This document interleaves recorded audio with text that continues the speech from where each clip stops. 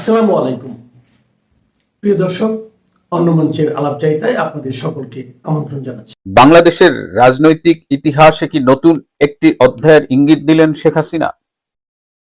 সম্প্রতি প্রকাশিত একটি সাক্ষাৎকারে তিনি বলেছেন, I will return with my head held high. আমি মাথা উঁচু করেই দেশে ফিরব। এই যে দৃঢ় উচ্চারণ, এর ভিত্তি কোথায়? একদিকে আওয়ামী লীগের কার্যক্রমের উপরে নিষেধাজ্ঞা, তার হাজার হাজার কর্মী বন্দী জেলে, অথবা লক্ষ লক্ষ কর্মী ঘর ছাড়া, মামলা হামলা নিপীড়ন নির্যাতনের শিকার। সেই মুহূর্তে এই দীপ্ত উচ্চারণ কিসের ইঙ্গিত করে? আজকে শুধুমাত্র আবেগ নয়, বরং রাজনৈতিক বাস্তবতা, ইতিহাস, আন্তর্জাতিক রাজনৈতিক সমীকরণ এবং বাংলাদেশের বর্তমান অবস্থার প্রেক্ষিতে একটি নির্মোহ বিশ্লেষণ করবার চেষ্টা করব। সাথে থাকবে। আজকে মিলেনিয়াম পোস্টে জননেত্রী শেখ হাসিনার একটি দীর্ঘ সাক্ষাৎকার প্রকাশিত হয়েছে এবং এটি মিলেনিয়াম পোস্ট থেকে অন্যান্য কিছু গণমাধ্যমেও প্রকাশিত ও প্রচারিত হয়েছে।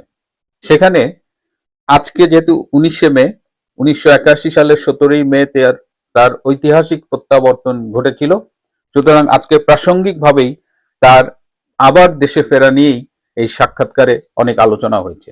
তিনি দৃঢ়তার সাথে বলেছেন তিনি ফিরবেন। তিনি কিসের ভিত্তিতে তিনি ফিরবেন, তিনি কবে ফিরবেন?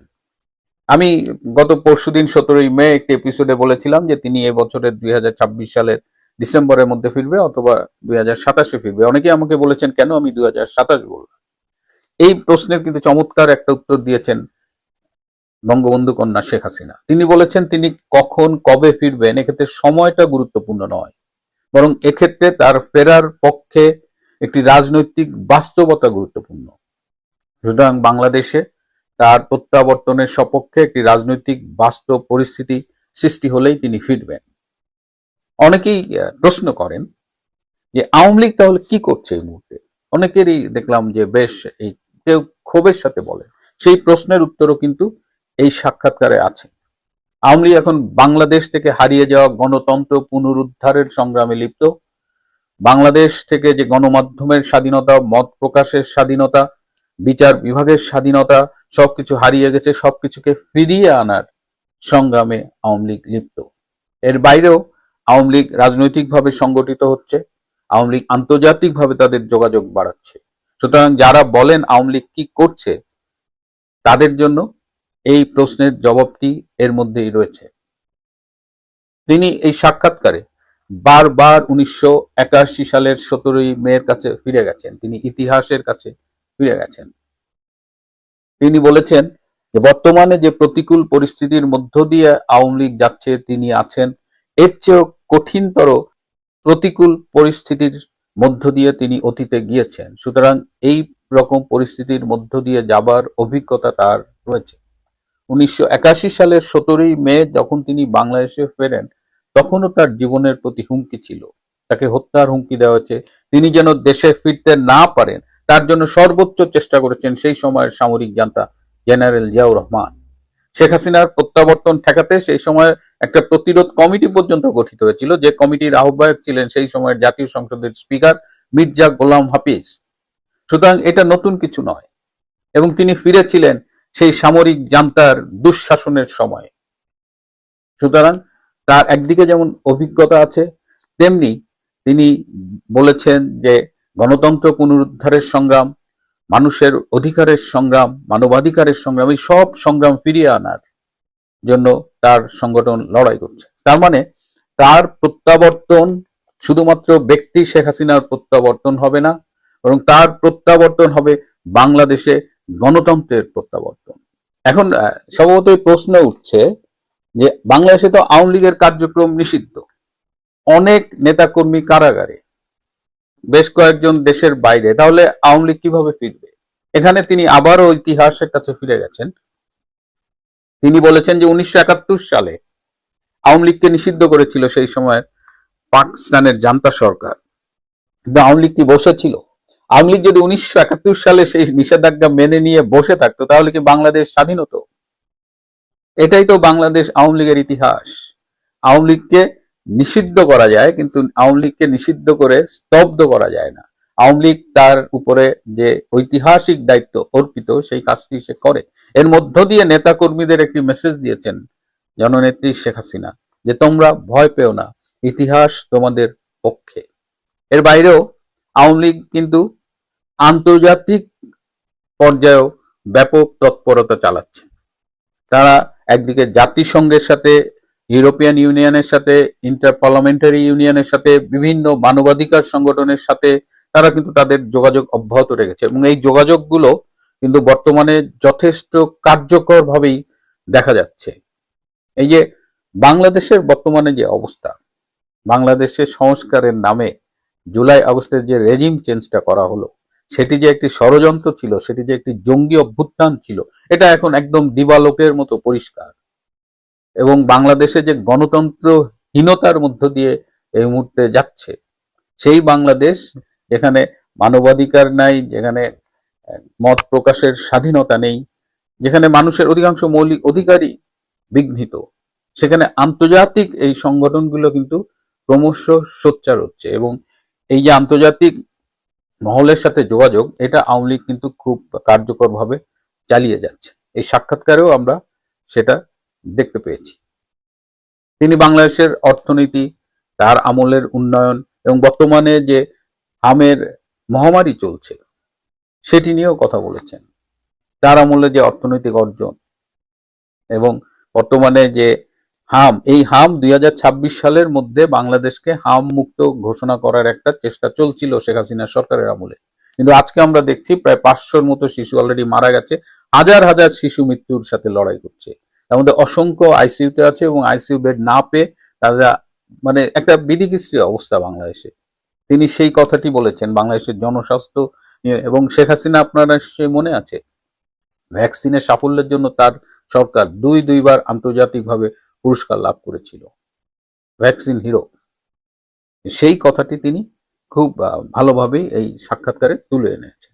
এই সাক্ষাৎকারে তিনি খুব স্পষ্ট করে বলেছেন যে তিনি জনগণের উপরে আস্থাশীল, এবং এটা সবসময় আমরা দেখেছি শেখ হাসিনা দিনের শেষে জনগণেরই নেত্রী।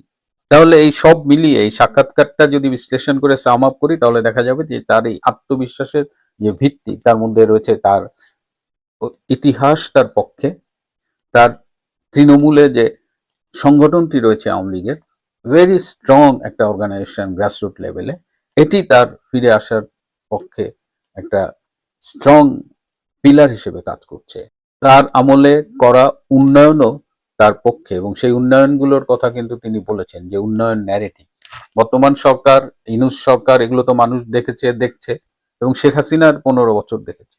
খুব ক্লিয়ার যে শেখ হাসিনা বাংলাদেশটাকে কোথা থেকে কোথায় নিয়ে গিয়েছিলেন, একটা ইমার্জিং ইকোনমিক ফোর্স হিসেবে তৈরি করেছিলেন। এবং ইন্টারন্যাশনালি বর্তমানে যেভাবে জিও পলিটিক্যাল সিচুয়েশন বদলে যাচ্ছে এবং যেভাবে বাংলাদেশের রেজিম চেঞ্জের ষড়যন্ত্রগুলো উন্মুক্ত হয়ে গেছে, এখন কিন্তু আন্তর্জাতিক পরিসরে আওয়ামী লীগের রাজনীতির অনুকূলেই হাওয়া বইছে। আর সবশেষে রয়েছে একটি বাংলাদেশ যেখানে গণ অসন্তোষ ক্রমশ দানা বেঁধে উঠছে, এবং এই গণ অসন্তোষ দানা বাঁধার মধ্যেই কিন্তু রাজনৈতিক সংগঠন হিসেবে আওয়ামী লীগ কিন্তু তার জায়গা করে নেবে। সুতরাং আওয়ামী লীগকে কার্যক্রমের উপরে নিষেধাজ্ঞা দিয়ে দমিয়ে রাখা, অন্তত ইতিহাস তার পক্ষে কথা বলে না। তাহলে আপনারা বলবেন যে আত্মবিশ্বাসী কি কেবলমাত্র তার ফিরে আসাটাকে নিশ্চিত করবে? আত্মবিশ্বাস জরুরি, তবে এর সাথে আরো প্রয়োজন রাজনৈতিক বাস্তবতা, বাংলাদেশের সময়, আন্তর্জাতিক রাজনীতির সমীকরণ এবং বাংলাদেশের বর্তমান সংকটের অবস্থা। এই সংকট এভাবে কন্টিনিউ করতে থাকলে বর্তমান বিএনপির যে সরকার ক্ষমতায়, তাদের জন্য আগামী দিনগুলো সুখকর নাও হতে পারে। প্রিয় বন্ধুরা, আপনারাও কি মনে করেন শেখ হাসিনা মাথা উঁচু করে বাংলাদেশে ফিরে আসবেন?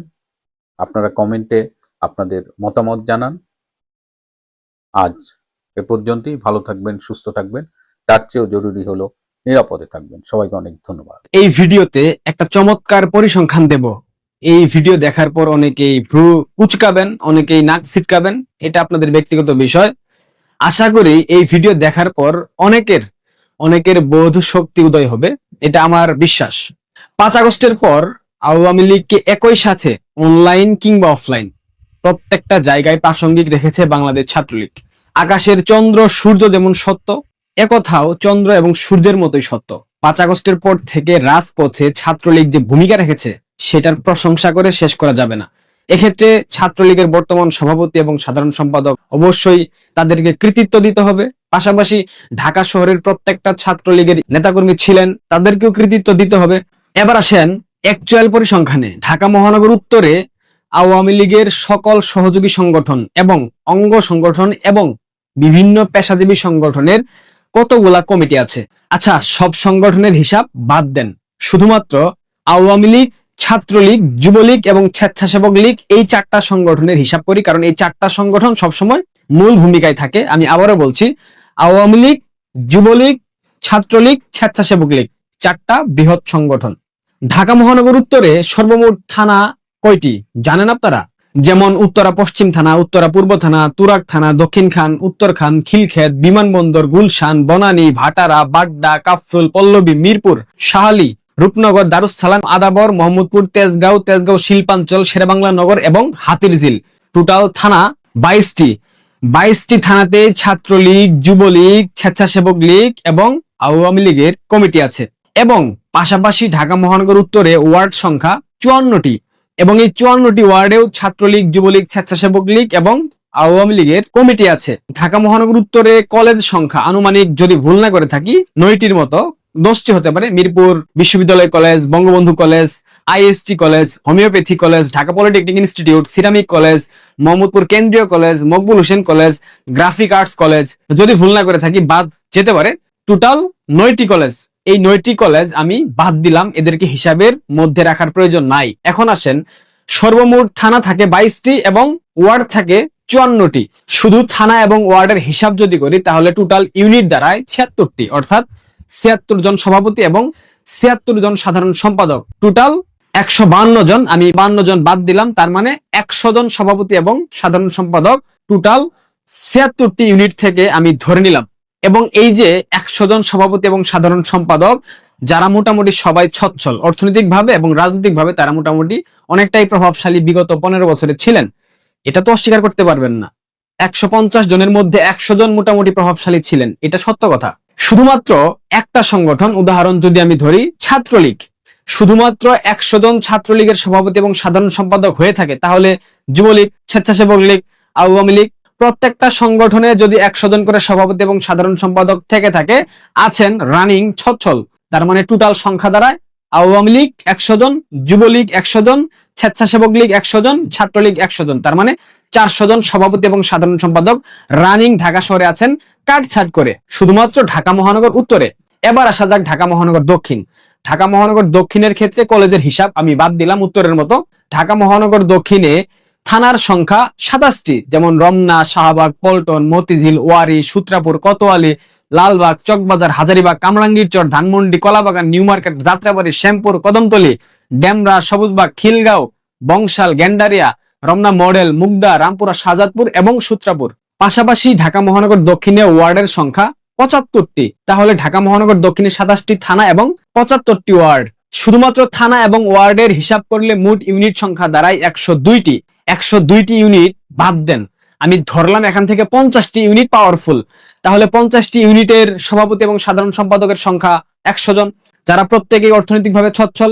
এখন শুধুমাত্র ছাত্রলীগের সভাপতি এবং সাধারণ সম্পাদক যদি ঢাকা মহানগর দক্ষিণে 100 জন থেকে থাকে, সেক্ষেত্রে যুবলীগ, স্বেচ্ছাসেবক লীগ এবং আওয়ামী লীগ, তার মানে আরো 300 জন। ছাত্রলীগ 100 জন, বাকি 300 জন, 400 জন, অর্থাৎ ঢাকা মহানগর উত্তরে 400 জন, ঢাকা মহানগর দক্ষিণে 400 জন।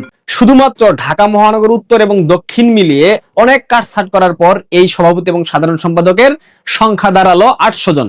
মনে রাখবেন, এইটা কিন্তু অনেক কাটছাট করে হিসাব করা। এখানে শুধু ছাত্রলীগ, আওয়ামী লীগ, যুবলীগ এবং স্বেচ্ছাসেবক লীগ নিয়ে হিসাব ধরেছি, আরো বহু সংগঠন আছে। মহিলা আওয়ামী লীগ, কৃষক লীগ, যুব মহিলা লীগ, শ্রমিক লীগ, উলামা লীগ, এছাড়াও আরো অন্যান্য পেশাজীবী সংগঠন আছে যেগুলোর হিসাব আমি এখানে ধরিনি। এবার আসেন, ঢাকা শহরে মোট কয়টি বিশ্ববিদ্যালয় আছে? ঢাকা বিশ্ববিদ্যালয়, বুয়েট, জগন্নাথ, শেরেবাংলা কৃষি বিশ্ববিদ্যালয়, টেক্সটাইল বিশ্ববিদ্যালয়, বুটেক্স, বঙ্গবন্ধু শেখ মুজিব মেডিকেল বিশ্ববিদ্যালয়, টোটাল দাঁড়ায় 7টি বিশ্ববিদ্যালয়। প্রাইভেট বিশ্ববিদ্যালয়ের হিসাব আমি বাদ দিলাম। এক্ষেত্রে সভাপতি এবং সাধারণ সম্পাদকের সংখ্যা দাঁড়ায় 7টা বিশ্ববিদ্যালয়ে 2 জন করে, মোট 14 জন।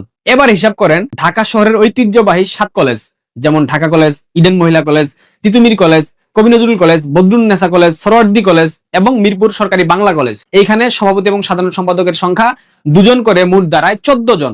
এবার আসেন ঢাকার সংসদীয় আসন। ঢাকায় মোট সংসদীয় আসন সংখ্যা 20টি, তার মানে 20 জন রানিং সংসদ সদস্য ঢাকায় ছিলেন। এর সাথে ছাত্রলীগের কেন্দ্রীয় কমিটি, যুবলীগের কেন্দ্রীয় কমিটি, স্বেচ্ছাসেবক লীগের কেন্দ্রীয় কমিটি এবং ঢাকা মহানগর উত্তর দক্ষিণের মূল কমিটি, এর সাথে 7 কলেজ এবং 7 বিশ্ববিদ্যালয়ের সাবেক অনেক প্রভাবশালী নেতা ছিলেন। উদাহরণ হিসেবে আমরা সাবেক সভাপতি এবং সাধারণ সম্পাদক ধরলাম, আরো 50 জন।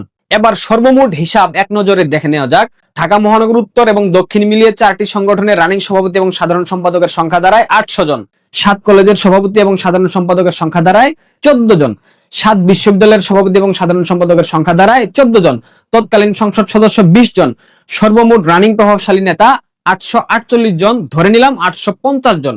এবং সকল ইউনিটের সাবেক প্রভাবশালী নেতা আরো 50 জন। সর্বমোট প্রভাবশালী নেতার সংখ্যা দাঁড়ায় 900 জন, যারা বিগত 15 বছরে দাপটের সাথে রাজনীতি করেছেন, ঢাকা শহর চষে বেরিয়েছেন। এই কথা তো আপনারা কেউ অস্বীকার করতে পারবেন না। আপনাদের সবার প্রতি আমার একটা আকুল আবেদন, একটা নিবেদন কিংবা একটা আহ্বান বলতে পারেন। ঢাকা শহরে নিজস্ব বলয়ে থাকা নেতাকর্মীদের দিয়ে বিচ্ছিন্ন ঝটিকা মিছিল না করিয়ে আপনারা এই 900 জন প্রভাবশালী নেতা যদি একবার একটি বৃত্তে প্রবেশ করতে পারেন, সব গ্রুপিং ভুলে গিয়ে দেশের স্বার্থে, জনগণের স্বার্থে, দলীয় নেতাকর্মীদের স্বার্থে একটা ছাতার নিচে আসতে পারেন না? এটা কি খুব কঠিন কাজ? একবারের জন্য আসা যায় না? সবকিছু ভুলে যান, শুধুমাত্র দেশের কথা চিন্তা করেন। আসা যায় না? স্রেফ একটাবার একত্রিত হয়ে দেখেন। বেশি না, আপনারা এই 900 জন নেতাকর্মী যদি প্রত্যেকে শুধুমাত্র 20 জন করে কর্মীর দায়িত্ব নেন, এখানে কর্মীর সংখ্যা দাঁড়াবে 18,000 জন। আরো কমিয়ে ধরলাম 15,000। কিন্তু এই 900 জনের মধ্যে অনেক সাবেক এমপি আছেন, মন্ত্রী আছেন, অনেক প্রভাবশালী নেতা আছেন, যারা সাংগঠনিকভাবে এবং আর্থিকভাবে অনেক সচ্ছল ছিলেন। আপনাদের আর্থিক সক্ষমতা অনেক বেশি। আপনারা চাইলেই 50 জন এবং 100 জনের দায়িত্ব নিতে পারেন। সেই ক্ষেত্রে মাঠ পর্যায়ে শুধুমাত্র ঢাকা শহরে কর্মীর সংখ্যা দাঁড়ায় 20,000 জন। সকল মান অভিমান ভুলে যান, দ্বন্দ্ব বিভেদ ভুলে যান, গ্রুপিং ভুলে যান। কয়েক ঘন্টার জন্য সবকিছু থেকে দূরে সরে গিয়ে এই 20,000 কর্মীদের রাজপথে একটা জানান দেন, একটা জোরালো কর্মসূচি দেন। আমি গ্যারান্টি দিয়ে বলতেছি, এই সরকারের ভিত নড়ে যাবে। তারেক রহমানের এই সরকারের ভিত নড়ে যাবে, আমি গ্যারান্টি সহকারে বলতেছি। বিশ্বাস করেন। 20,000 কর্মী, বেশি না, 20,000 কর্মী সংগ্রহ করা আপনাদের পক্ষে কোনোভাবে অসম্ভব কোনো বিষয় না। আপনাদেরকে সামনে এসে নেতৃত্ব দিতে হবে না, কর্মীরাই সামনে থেকে নেতৃত্ব দিবে। আপনারা জাস্ট অর্গানাইজ করেন, আপনারা জাস্ট পেছন থেকে, পর্দার আড়াল থেকে সুসংগঠিত করেন, আপনারা অর্থনৈতিকভাবে সহায়তা করেন, একটা ছাতার নিচে নিয়ে আসেন। বিশ্বাস করেন, রাজপথে নামলে তারেক রহমান হার্ট অ্যাটাক করবে। আর এই 20,000 নেতাকর্মীর সাথে গলা মেলাবে জয় বাংলা, জয় বঙ্গবন্ধু স্লোগানে কারা জানেন? ঢাকা শহরের রিক্সা চালকরা, দিনমজুররা, পাঠাও রাইড যারা করে তারা। এটাও আমি গ্যারান্টি দিয়ে বলতেছি, ঢাকা শহরের মিনিমাম 50,000 রিক্সা চালক এই মিছিলে যোগ দেবে। লড়াইটা কিন্তু দীর্ঘমেয়াদী। একটাবার রিস্ক নিয়ে দেখেন, একবার, বেশি না, একবার। বাংলাদেশের মানুষ উন্মুখ হয়ে তাকিয়ে আছে, তৃষ্ণার্ত কাকের মতো তাকিয়ে আছে এক পশলা বৃষ্টির আশায়, এক গ্লাস পানির আশায়। আওয়ামী লীগ কখন আসবে তাদেরকে রক্ষা করবে? এই বঙ্গকে রক্ষার জন্য বাংলাদেশ আওয়ামী লীগের যে কোনো বিকল্প নাই, বঙ্গবন্ধু কন্যার যে কোনো বিকল্প নাই, সেটা বাংলাদেশের মানুষ বুঝে গেছে। জ্বালানি সংকট, নিত্য পণ্যের যে ঊর্ধ্বগতি, পাশাপাশি হামের টিকা নাই, দেশ বিরোধী বাণিজ্য চুক্তি, সবকিছু মিলিয়ে বাংলাদেশের মানুষ ক্ষোভে ফুঁসে উঠেছে। তাদের জাস্ট একটা সঠিক প্ল্যাটফর্ম দরকার।